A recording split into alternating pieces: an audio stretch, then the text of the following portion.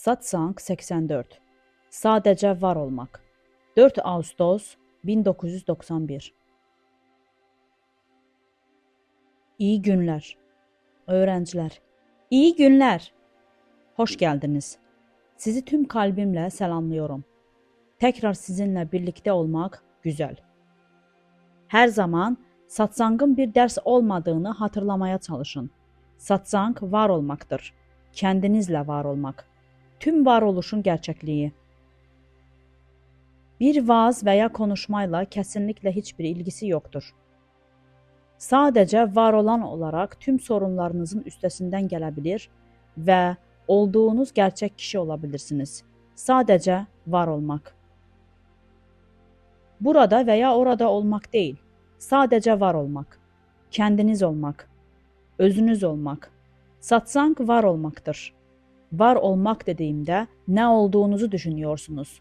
Doğumla, varoluşla, hayattan geçmekle, acele etmekle, koşturmakla, bir şeyler olmasını sağlamaya çalışmakla, sözde sorunlarınızın üstesinden gelmeye çalışmakla, daha iyi bir yaşam aramakla mı özdeşleşiyorsunuz? Yanlış şeyi yapıyorsunuz. Yapmanız gereken şey şimdiye kadar inandığınız, algıladığınız, kavramsallaştırdığınız her şeyden vazgeçmektir. Küçük bir çocuk gibi dünyayı izlemek ve ona tepki vermemek, gözlemlemek ve sorgulamak. Gözlemci kim? Hiçbir sonuca varmamak. Başlangıç yok, son yok. Karşılaştırma yok, analiz yok, yargılama yok. Sadece olmak. Sadece olduğunuzda özsünüz. Şu ve bu olduğunuzda insansınız. İnsan olduğunuzda dünyayla özdeşleşirsiniz ve hayatın iniş çıkışlarından geçersiniz. Sorunlar yaşarsınız, onları çözmeye çalışırsınız. Fikirleriniz olur, yargılarsınız. Başkalarının ne dediği veya ne yaptığıyla ilgilenirsiniz. Bunları yaptığınız sürece manevi hayatın ne olduğunu asla gerçekten bilemezsiniz. Manevi hayat boş olmaktır. Tamamen boş olmaktır. Fikir yok, inanç yok. Sadece boş olduğunuzda tatmin olursunuz. Zaten sahip olduklarınıza yeni bir bilgi eklemeye çalışmıyorsunuz. Kendinizi gerçekleştirmenin mistik bir yolunu öğrenmeye çalışmıyorsunuz. Özgürleşmek için gerçekten bir şey yapmaya çalışmıyorsunuz. Sadece sahip olduğunuz her şeyden vazgeçiyorsunuz. Gün içinde, gece boyunca sizi rahatsız eden veya sinirlendiren bir şey varsa, ne kadar haklı hissetseniz de sorun sizde. Başkalarının ne yaptığı önemli değil. Yaralı hissettiğiniz sürece, küçümsendiğinizi hissettiğiniz sürece, şüphe duyduğunuz, endişelendiğiniz sürece, bunun benim, kişisel benliğimin böyle hissettiğini anlamalısınız. İnsanlar bana soruyor, özgürleşmenin sebebi, amacı nedir? Neden sadece hedonist bir yaşam sürmeyeyim? Bu dünyadaki her şeyin tadını çıkarmayayım? Neden özgürleşmeliyim? Bu ilginç bir soru. Gerçekten bir cevap yok. Çünkü bir değişimin gerçekleşmesi için kendi kalbinizde bir şey hissetmeniz gerekir. Söylediklerime inanmamalısınız. Sadece kendi deneyimimi itiraf edebilirim. Hayatımı sizinle paylaşıyorum. Yine de bu benim deneyimim. Sizin deneyimleriniz nelerdir? Neler yaşıyorsunuz?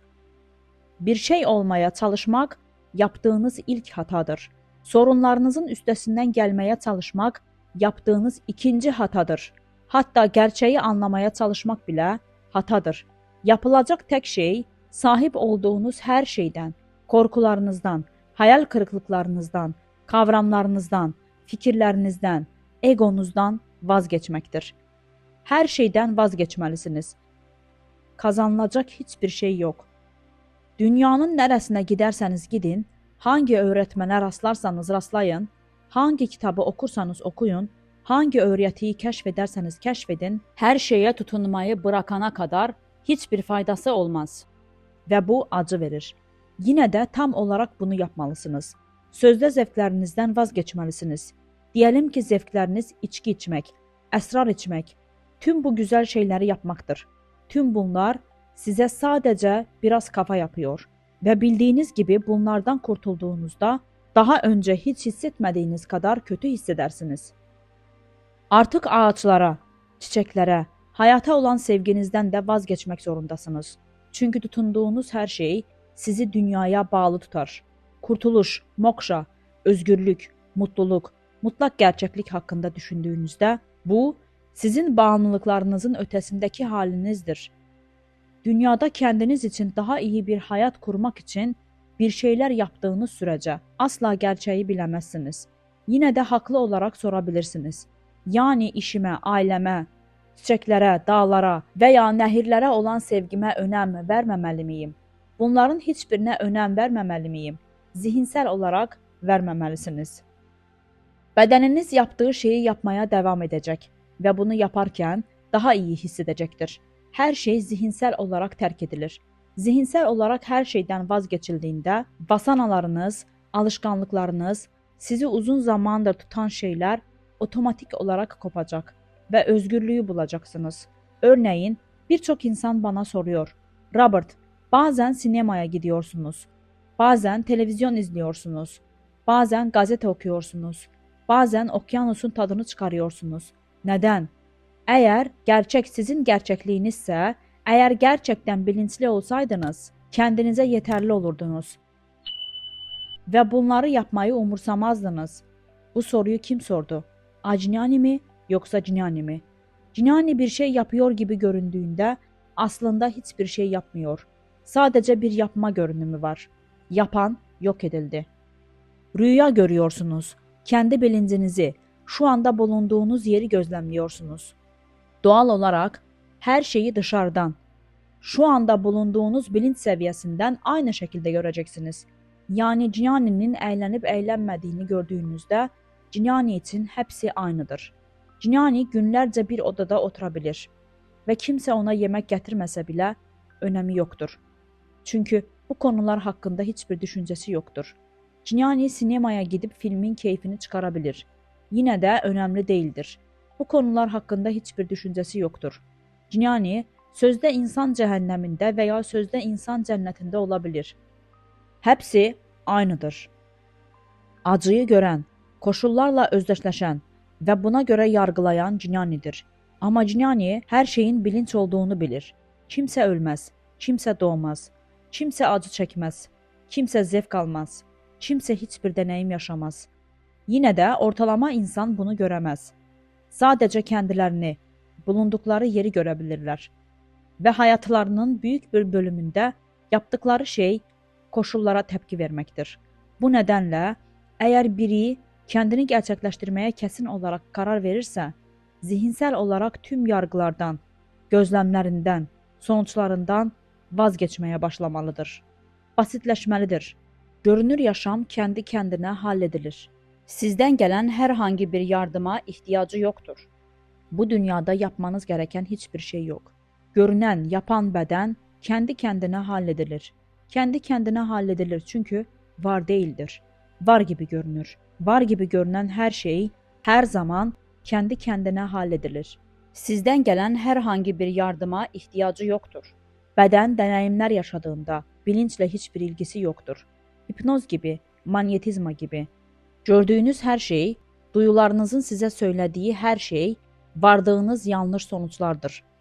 Bunlara tepki verirseniz, buna göre acı çekmelisiniz. Dünyanın yolu budur. Bir örnek, ağaçları seven birini tanıyorum. Siz de tanıyorsunuzdur. Sadece ağaçları seviyorlar.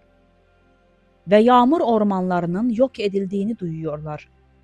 Kuzey Kaliforniya'daki oduncuların çok fazla ağaç kestiğini duyuyorlar. Bu onları rahatsız ediyor. Aktivist oluyorlar. Ağaçların hakları için savaşıyorlar. Bu çok takdire şayan. Bu mantıklı geliyor. Ama size gerçeği söylüyorum.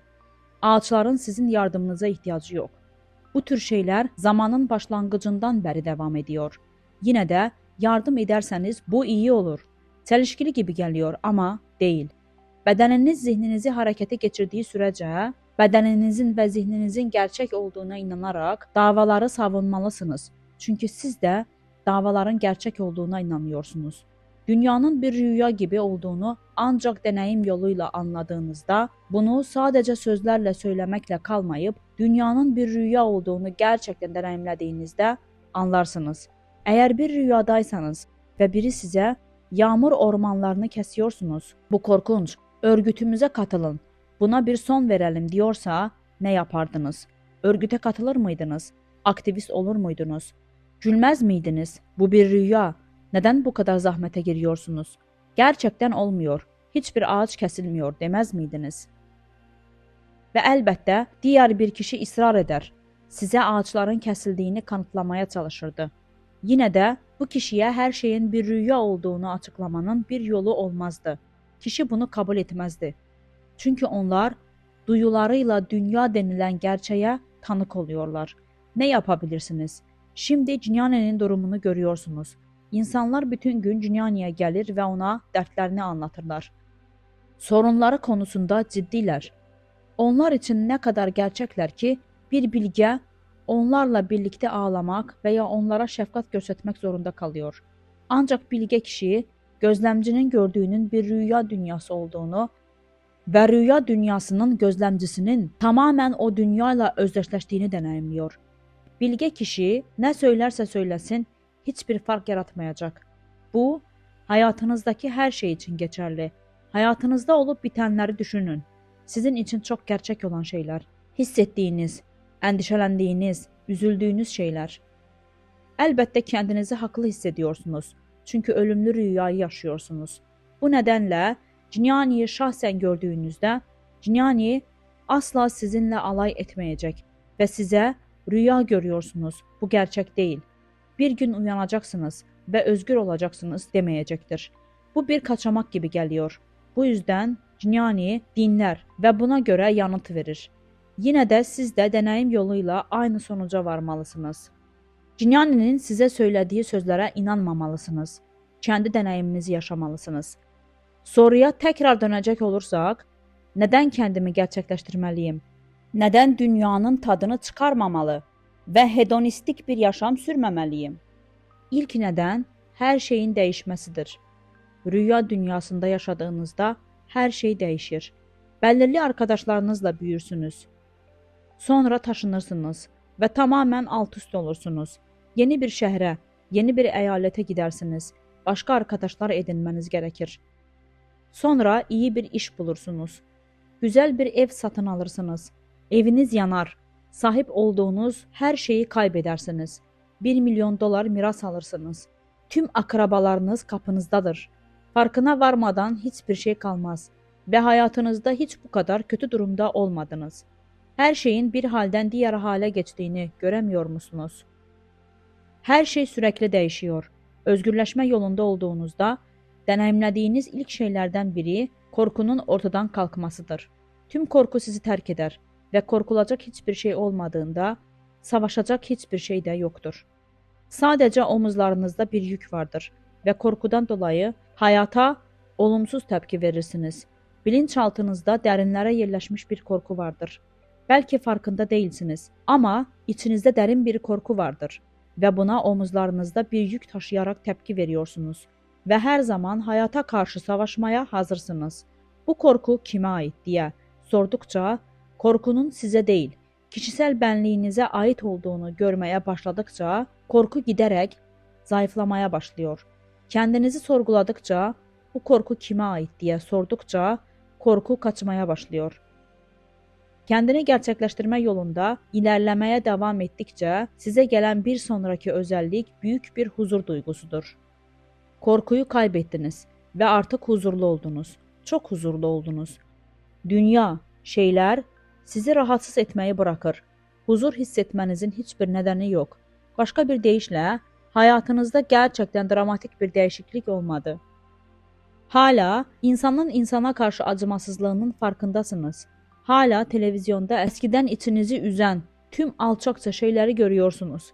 Eskiden çok sinirlenirdiniz ama şimdi nedense artık sinirlenmiyorsunuz. Onlar size yanlış bakardı.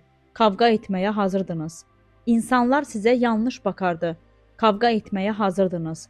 Her zaman bir yerde bir kusur bulurdunuz. Restorana gidersiniz ve her zaman garsonun sizi kandırdığına inanırsınız. Süpermarkete gidersiniz, kasada aldığınız her şeyi sayarsınız. dolandırılmaktan korkarsınız. Bütün bunlar duruyor. Korku gitti ve huzurlu hissediyorsunuz. Kimsenin size zarar vermek istemediğine dair derin bir inancınız var. Dünyada hala sizi kandırabilecek, soyabilecek, gasp edebilecek insanlar olduğu hissi kayboluyor. Bu insanlar hala var olsa bile. Ama siz yükseldiniz, yükseldiniz. Artık bunları hissetmiyorsunuz. Çünkü sebep yokken kişiyle, yerle veya şeyle ilgisi olmayan saf bir huzur hissediyorsunuz. Öz farkındalık yolunda size gelen bir sonraki nitelik mutluluktur. İçinizde her zaman mutlu bir şey vardır. Bu, sürekli güldüğünüz veya her zaman yüzünüzde bir gülümseme olması gerektiği anlamına gelmez.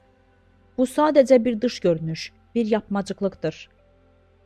Hiçbir sebep yokken mutlu hissedersiniz. Sonunda yolda devam ettikçe anlayışın ötesinde bir mutluluk hissedersiniz. Dünya artık size zarar veremez. Dünyanın var olmadığına %100 varmadınız.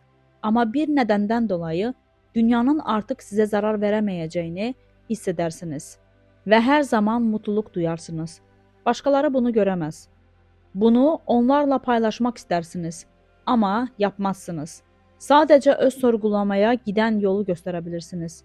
Yolda devam ettikçe ve daha ileri indikçe huzur, mutluluk, sevinç aşılır. Öz olursunuz. Tüm varoluşun temeli olursunuz. Bilinç olarak işlev görüyorsunuz. Ancak insanlara bir beden olarak görünüyorsunuz. Formunuz ilahi lütfu almaya hazır olan müritlere ve adanmışlara ileten bir aracı haline geliyor. Ancak siz hiçbir şey yapmıyorsunuz. Ben bir şeyim ve bir şey iletiyorum demiyorsunuz. Böyle bir ifade kullanırsanız hala birileri kendilerinin bir iletici olduğuna inanır. İletilecek kimse yok. Ancak öyle görünüyor. Yani görüyorsunuz, ölümlü rüyadan uyanmak istemenin iyi bir nedeni var. Tamamen özgür olacaksınız ve açıklanmayan bir sevinç yaşayacaksınız. Şimdi sizden bahsedelim. Nasıl başlarsınız? Tüm sorunlarınızdan kurtularak, sizi rahatsız eden tüm o şeylerden, çok sevdiğiniz tüm o şeylerden zihinsel olarak kurtularak ve kime geliyorlar diye sorarak. Bana geliyorlar. Bu şeyleri ben hissediyorum. Ben acı hissediyorum diye fark ederek. Kendimi hor görülmüş hissediyorum. Ben üzgünüm. Ama ben değilim. O halde ben kimim? Ben nereden geldi de üzgün, keyifsiz hissediyor? Bu soruyu cevaplamıyorsunuz. Ama sorunun ağırlığını sizin değil, benliğinizin taşıdığını hissediyorsunuz. Bunu gün be gün, hafta be hafta, ay be ay, yıl be yıl yapmaya devam ettikçe kim bilir ne zaman olacağını asla bilemezsiniz. Ama bir gün benliğiniz uyanık halinizde, kalbinizde kaybolacak ve her yerde var olduğunuzu manevi gözünüzle göreceksiniz. Anlaşılması güç bir sevinç, bir mutluluk hissedeceksiniz. Özgür olacaksınız. Müzik çalınıyor. Sorularınız var mı? Öz sorgulama benliği örten samskaraları ortadan kaldırır mı? Öz sorgulama kendi başına hiçbir şeyi ortadan kaldırmaz. Ancak uygulamaya devam ettikçe ve gerçeği ne kadar çok bilirseniz, samskaralar o kadar az geri döner. Samskaralar, karma, dış dünyayı gerçek olarak görenler içindir. İçinize kapanık olduğunuzda dünya yoktur, karma yoktur. Karma, reenkarnasyon, samskaralar dışa dönük insanlar içindir. İçinize kapanık olduğunuzda samskaralar yoktur. İçinize kapanık olduğunuzda dünya yoktur. Karma yoktur. Karma, reenkarnasyon, samskaralar dışa dönük insanlar içindir. Okula gittiğinizde dışa dönük olmanızı istedikleri gerçekten komik. Girişken olmanızı istiyorlardı. Ama şimdi ne kadar dışa dönük olursanız o kadar dünyaviye bağlı hale geldiğinizi anlamaya başlıyorsunuz. Öz sorgulama pratiği yapmaya ve öze odaklanmaya başladığınızda samskaralar yok olur. Samskaraları yok eden öze, Kalp mərkəzinə odaqlanmaqdır. Öz sorgulamanın kəndisi bunu yapmaz. Onları yok etmək için bir yöntemdir. Özü bulmak için kullandığınız yöntem. Ve ancak zihin özdə öldüğünde samskaralar yok olur. Yani samskaralar zihindədir ve biz zihne değil de bilinç üzerine odaklandığımız sürece artık etkili değiller, değil mi? Bu doğru. Çünkü ben kalmadığında, ben düşüncesi yok edildiğinde samskaralar kimin içindir? Samskaralar sadece ben içindir. Ben yoksa samskara da yok. Sri Ramana'nın anılarını okuyorum ve orada Sri Ramana'nın geçirdiği hastalıklar ve diğer şeyler hakkında çok şey anlatılıyor. Neden bunları yaşadığını anlamakta zorlanıyorum. Bunun hakkında konuşabilir misiniz acaba? Əlbəttə. Kendi sorunuzu kendiniz cevapladınız. Anlamakta zorlanıyorsunuz. Siz kimsiniz? İnsan olduğunuza inandığınız sürece hastalığı ve bu dünyanın şeylerini gözlemleyeceksiniz. Ama kendinizi, küçük benliğinizi aştığınızda ve gerçekliği hissetmeye başladığınızda gerçeklikte yalnızca mükemmellik vardır. Kimse doğmaz, kimse hasta olmaz ve kimse ölmez. Bilinç tek güçtür. Başka hiçbir şey yoktur. Bu yüzden Ramana'nın öldüğünü gördüğümüzde kendi bilinç durumumuzu görüyoruz. Nereden geldiğimizi görüyoruz. Ramana asla öleceğini düşünmedi. Asla öldüğüne inanmadı. Ona göre ölüm yoktu. Geçiş yoktu. Yaşamdan ölüme bir değişim yoktu. Ve sonra ölümde bütünleşmek yoktu. Ramana için yaşam ve ölüm birdi. Bundan şüphe yoktu. İkili bir durum yoktu. İyileşmesi gereken hasta bir beden yoktu. Sadece bir vardı ve siz o birsiniz. Ama duygularınız aracılığıyla yaşadığınız sürece yaşamı ve ölümü gözlemleyecek ve sonuçlara varacaksınız. İşte bu yüzden kendiniz üzerinde çalışmak ve zihin beden tamamen yok olana kadar kendinizi daha yükseğe çıkarmak çok önemlidir. Zihin beden tamamen yok olur. O zaman yalnızca mutlak farkındalık, nirvana vardır ve bu durumda ölüm yoktur. Biraz daha irdelemek gerekirse, ağaçlar hakkında rüya görmekle ilgili bir benzetme yapıyordunuz. Ve biri size ağaçlar için bir şey yapmak ister misiniz diye sorsa, uyandığında ağaçların olmadığını bilerek sadece gülümserdi. Bu yüzden Ramana kendisini bir dizi zorlu tedaviye ve benzeri şeylere maruz bıraktı. Bunun amacı neydi?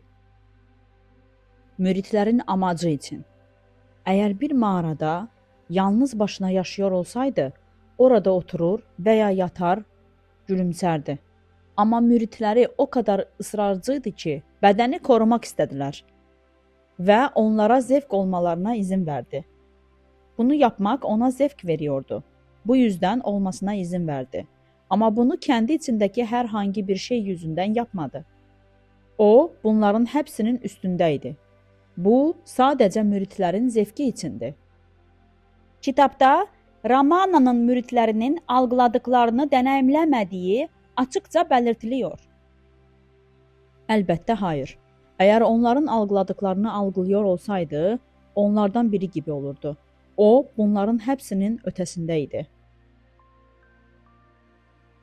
Onları bundan uyandırmak yerine, neden onların cehaletine boyun eğdi? Onların cehaletine boyun eğmedi. Sadece olmasına izin verdi. Neden? Vücudun gerçek gibi görünmesine izin vermesinin sebebiyle aynı.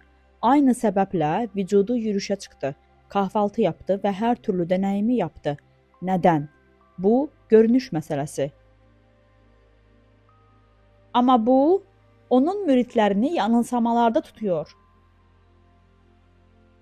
Onların şu anki durumlarında biraz daha iyi hissetmelerini sağlıyor. Hepsinin aynı anda aydınlanmayacağını fark etti. Ama daha iyi hissetmeleri onları yanılsamalarında tutuyor. Daha iyi hissetmeleri bu devam ettiği sürece onları yanılsamalarında tutuyor. Ama Bhagavan'ın tavrını görebiliyorlar. nereden gəldiyini və hastalığın onu etkiləmədiyini gördüklərində bu onların daha büyük ölçüdə uyanmalarına neden oluyor. Ama görünüşe göre acı çekiyordu ve ona bakıyorlardı. Bu bedenin görünüşüdür. O sadece kendisi olabilir. Bu yüzden uyanmaya hazır değillerse onları gerçekten uyandıramazdı. Onlar oldukları gibiydiler ve o da olduğu gibiydi. Bu Guru'nun lütfunu bahsettiğimiz gibi sadece olgun öğrenciler alabilir. Bu yüzden gerçek müritler Bhagavan hakkındaki gerçeği görebildiler. Hepsi böyle tepki vermedi. O zaman onu iyileştirmek için bir şeyler yapılmasını istemezler miydi? Bununla ilgilenmediler. Sadece izleyen birçok mürit vardı ve buna karışmadılar. Sadece manevi olarak yüksek olmayan müritler tüm bu şeylerle ilgilendiler.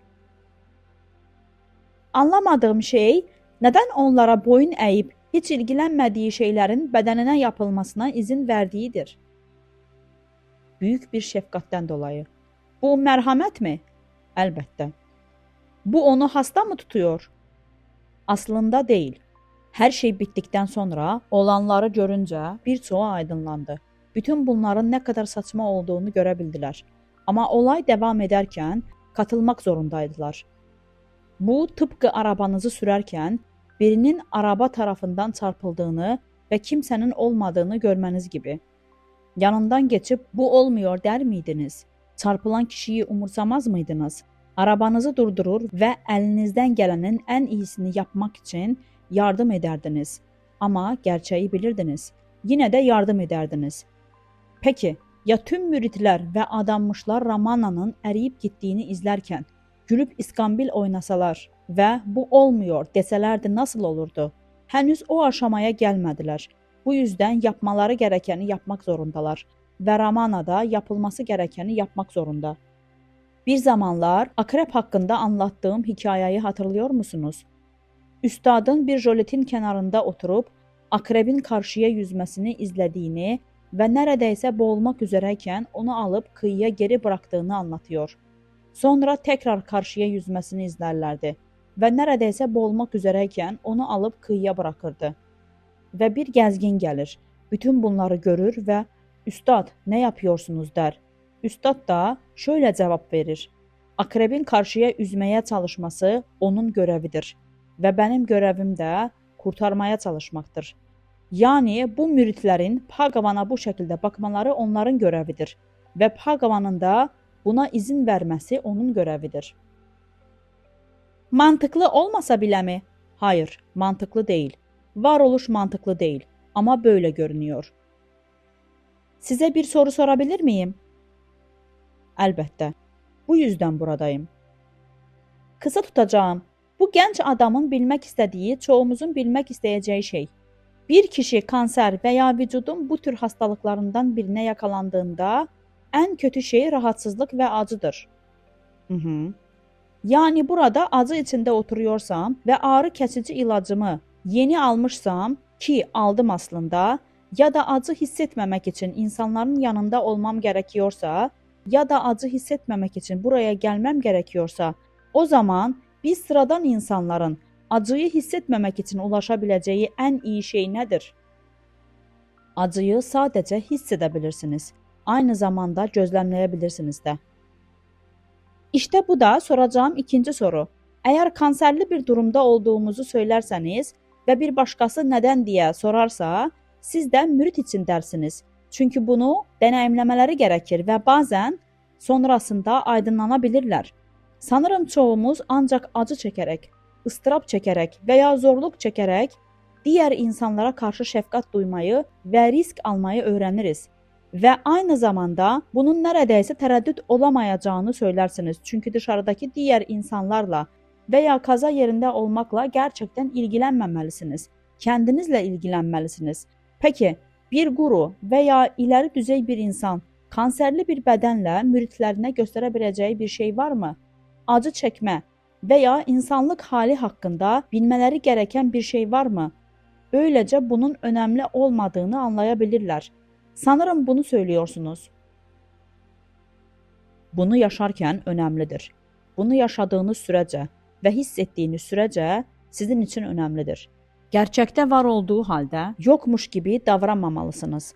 Bu nədənlə acıyı kendinizdən uzaqlaşdırmaq için əlinizdən gələn hər şeyi yapmalısınız. Ağrı kəsici almanız və ya doktora gitmeniz gerekiyorsa, o an için ne gerekiyorsa yapın. Ancaq hər zaman bunun sizin değil, bədəninizin yaşadığı bir şey olduğunu fark edebilirsiniz. Bununla hiçbir alakanız yok. Çünkü siz bədəniniz değilsiniz. İkisini birdən yapabilirsiniz. Acıyla başa çıkabileceğiniz en iyi şekilde başa çıkabilir ve aynı zamanda bədənin siz olmadığını fark etmeye devam edebilirsiniz. Acı size ben olarak geliyor. Benliğinizle bağlı, kişisel benliğiniz. Acı çeken siz değil, ego benliğinizdir. Bunları yapmaya devam ettikçe acının giderek azaldığını fark edeceksiniz. O kadar güçlü hissetmiyorsunuz. Benliğinizle özdeşleştiğinizde ve acıyı benliğin yaşadığını fark ettiğinizde o zaman siz de acı çekersiniz. Ama ben ile özdeşleşmediğinizde ve sadece gözlemleyip izlediğinizde ve acı çekenin siz değil ben olduğunu fark ettiğinizde acı kanıtlanabilir hale gelir. Acı çekmeyi bırakmayacaksınız. Çünkü acı bədəninizlə bağlı və bədəninizə çok güçlü bir şekilde inanıyorsunuz. Ama kanıtlanabilir hale gelecek ve giderek daha az acı çekeceksiniz. Acının var olmadığını söylemeye çalışmıyoruz. Bu, acı çeken kişi için aptalca olurdu. Dünyayı, evreni, her şeyi aşmış, cinyani denilen varlıklar olduğunu söylüyoruz. Ve bu insanlar için acı yoktur. Yine de başkaları onların acı çektiğini görüyor. Acı o durumda olmayan başkaları için görünürdür. Bu nedenle yargılayıcı olmamalısınız. Çünkü konuştuğunuzda içinizde bulunduğunuz durumdan bahsediyorsunuz ve Cinyani'nin durumundan haberiniz yok. Hepiniz çok ciddi görünüyorsunuz. Ciddi değil, şaka. Robert, size bir soru sorabilir miyim? Elbette. Her şey önceden belirlenmişse, bu sadece illüzyon dünyasında mı geçerli? Ve bu kazaların olmadığı ve bir hastalık ortaya çıkarsa bunun önceden belirlenmiş olacağı, iyileşmelerin önceden belirlenmiş olacağı ve aydınlanma zamanınızın önceden belirlenmiş olacağı anlamına gelir mi? Bir türlü anlayamıyorum. Doğumunuzdan beri başınıza gelen her şey önceden belirlenmiştir. Ancak hiç doğmadığınızı fark ettiğinizde ve içe dönük olup içinize döndüğünüzde her şey durur. Ama bu dünyada insan olarak yaşadığınız sürece her şey önceden belirlenmiştir. Sadece kendi içinize derinlemesine dalıp bilincinizi yükselttiğinizde önceden belirlenmişliği aşarsınız. Gerçek şu ki kimse önceden belirlenmiş değildir. Böyle bir şey yok. Ama bedenin siz olduğuna inandığınız sürece beden var olmaya devam eder. Çünkü beden daha önce ve daha önce yaşamış ve tekrar yaşamaya devam edecektir. Bedene olan inanç sizde var olduğu sürece bu inanç yok edildiğinde kim önceden belirlenmiş kalır? Önceden belirlenmiş olan ne kalır? Bütün bunlar gereksiz hale gelir. Anlıyor musunuz? Bir bakıma ama bir süreç gibi görünüyor. Sanırım bir anda uyanabileceğinizi söylediğinizi duydum. Ama bana göre uyanmam uzun zaman aldı ve sanırım bu da yanılsamanın bir parçası, bilmiyorum. Bir süreç gibi görünüyor. Bedene olan inancımı bir anda bırakmazsam bu süreç devam ettikçe karma ve önceden belirlenmenin azaldığı anlamına gelir mi? Süreç devam ettiği sürece önceden belirlenme var olmaya devam eder. Aynı şekilde mi? Ancak içe dönüp egoyu ve bedeni aştığınızda önceden belirlenmişlik ortadan kalkar. Bence bazen bu şeyleri bildiğimiz anlar oluyor ama sonra dünya tekrar devreye giriyor. Uygulamaya devam ettikçe bu anlar genişleyecek ve dünya daralacak. Teşekkür ederim. Zamanı unutun. Sadece uygulamaya devam edin. Bunu yapacağım. Başka bir soru sorabilir miyim? Elbette. Bu soru ruhun nasıl hareket ettiğiyle ilgili olabilir. 3 hafta önce benim kitabını satıyorlardı. Ve Ramana'nın öğrencilerinden biri Adını söylemeye çalışmayacağım. Və onun öğrencisi olan gənc qadın kitabda hər yerdə yılanlar və farələr yatan öğrencilərdən bahsediyordu və farələrdən birinin öldüyündən və farələr gəlib qucağına və ya dizinə otururlardı və o da tıpkı kendisi gibi mutluluk halindeymiş gibi gülərdi və fare öldüyündə və ya vəfat etdiyində bənliyi aldığını və öldükdən sonraki görüntüsündə 3 yavru farenin dans etdiyini hiss etdi və Hindu fəlsəfəsində öğrenci bir kəlmə arıyor. Reenkarnasyon. Evet, reenkarnasyon. Ama çoğu insan kavramlar aracılığıyla insan bedeninin asla düşük bir varoluşa, sanırım tıpkı bir maymun gibi, geri dönmediğine ve önceki bir varoluşta bilinen bir kişi olduğuna inanıyor. Ve bu birçok insanın inanç sistemine aykırı olurdu. Çünkü sadece evrimleştiklerine ve asla geriye doğru evrimleşmediklerine inanıyorlar. Öyleyse soru ne? Hangisi doğru? İkisi de mi var? Hiçbiri doğru değil ve her ikisi de doğru. İnanç sisteminize uymayın. Bunun Ramana'nın öğrencisi olduğuna inanmakta zorlanıyorum. Neden böyle yazmış? Bu yüzden derse başlarken sık sık söylediklerime inanmayın diyorum. Bu dünyada her şey mümkün ama ne fark eder ki? Yapmanız gereken kendiniz üzerinde çalışmak. İsterseniz kitapları okuyun ama her şeye şüpheyle yaklaşın. Bu ifadeyi kim uydurdu? Okuduğunuz her şeyi kabul etmeniz istenmiyor. Ben bilmiyorum. Bu kadar gelişmiş birini düşündüğünüzde aptalların aptallığı ile yargılıyorsunuz. Bu bir yargı, evet.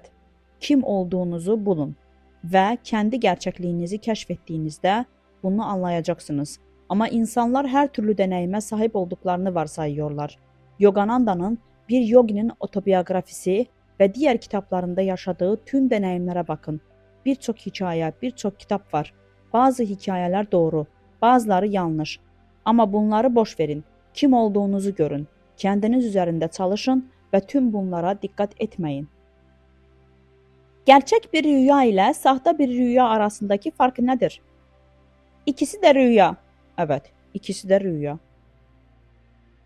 Bana öyle geliyor ki çok güçlü bir inanç sisteminiz var. Her zaman bunun doğru, bunun yanlış olduğunu söylüyorsunuz. Aslında öyle hissetmiyorum. Ama eğer öyleyse buna inanıyorum, şuna inanıyorum. Hiçbir fark yaratmamalı. Sadece okuyun ve bu ilginç deyin ve kendiniz üzerinde çalışın. Robert, zihin her zaman bilince direniyor ve her zaman mutluluğunu başka bir yerde arıyor gibi görünüyor. Peki zihin ne zaman bilincinde dinlenirse bir gün mutluluğun geleceğini anlayacak. Ona dikkat etmeyi bıraktığınızda, zihne ne kadar az dikkat ederseniz o kadar azalacaktır. Zihninize güç vermeyin. Zihninizin çok güçlü olduğuna ve size acı ve her türlü engeli getirebileceğine inanmayın. Kendinize sorun, zihin kime karşı? Önemli olan her zaman gerçekte kim olduğunuzun farkına varmaktır. Kaynağınızla özdeşleşin. Zihnin güçlü ve üstesinden gelmenin zor olduğuna inanarak ona hiçbir itibar, değer veya güç vermeyin. Bunun yerine zihnin ötesine geçin ve zihnin nasıl ortaya çıktığını ve kime ortaya çıktığını öğrenin. O zaman özgür olacaksınız. Zihin diye bir şey, bir varlık var mı? Sanki bir zihin varmış gibi konuşuyoruz ama zihin yok. Sadece düşünceler var. Ben de bunu söylüyorum. Zihin yok. Zihin sadece bir düşünce yığınıdır. Doğru. Zihni yavaşlattığınızda düşünceleri de yavaşlatmış olursunuz. Düşünce yoksa zihin de yok mu? Aynen öyle. Zihin yok, beden yok, dünya yok, evren yok. Hepsi zihnin dışında ve zihin aslında kişisel benliktir. Yani kişisel benliğinizi kaynağına kadar takip ettiğinizde zihin ve her şey onunla birlikte gider. Yani gerçeği bulmak için her zaman zihni referans noktası olarak kullanıyoruz ve bu yüzden gerçeği o bakış açısından asla bulamıyoruz. Çünkü zihne inanıyoruz. Zihnin çok güçlü olduğunu ve onu yok etmek için onunla savaşmanız gerektiğini düşünüyorsunuz. Eğer böyle hissederseniz asla yok olmaz. Tarafsız olmalısınız ve sözde zihinle savaşmamalısınız. Amma onu gözləmləməli, izləməli və qaynağına kadar takip etməlisiniz. Zihnin bir şekilde zihinden daha büyük bir şey olduğuna ikna olması gerekiyor. Aslında hayır. Zihni hiçbir şeye ikna etmek istemezsiniz. Onu yok etmek, ortadan kaldırmak istersiniz. Zihninizi ne kadar ikna etmeye çalışırsanız, üzerinizde o kadar çok güçlü olur. Bu yüzden zihin kime geliyor diye sormanız gerekiyor. Ve her zaman ben düşüncesine geri döneceksiniz. Düşüncenin kaynağını takip edin. Zihniniz gidecektir. Mary, Cignani'yi okumak ister misiniz? Şimdi bunu dikkatlice dinleyin. Bu sizin gerçek duanız. Gerçekte olduğunuz şey bu. Mary, Cignani'nin itiraflarını okur. Robert, daha sonra kendisi için yazılmış bir öğrenci şarkısının kaydını açar. Öğrenciler şarkıyı alkışlar. Robert için bağışları toplayalım. Neden bunu yapmıyoruz? Bir tane olmalı. Tamam, tüm bağışlar Robert'a gelsin. Kayıt arası. Sizinle birlikte olmak bir zevkti. Hepinizi seviyorum. Tanrı sizi kutsasın. Geldiğiniz için teşekkür ederim. Kendinizi sevmeyi, kendinize tapmayı, kendinize dua etmeyi unutmayın. Çünkü Tanrı sizin içinizde siz gibi yaşıyor. Huzur. Teşekkür ederim. Tekrar görüşene kadar. Şimdi eve gidebilirsiniz. Kayıtın sonu. Son. Değerli izleyicilerimiz, eğer bilgi faydalı olduysa beğenməyiniz ve paylaşmanız bizi sevindirir. Kanalın büyümesi ve daha çok insana ulaşması, daha çok insanın bilgilənməsinə ve aydınlanmasına sebep olur. Bizimle olduğunuz için teşekkürler.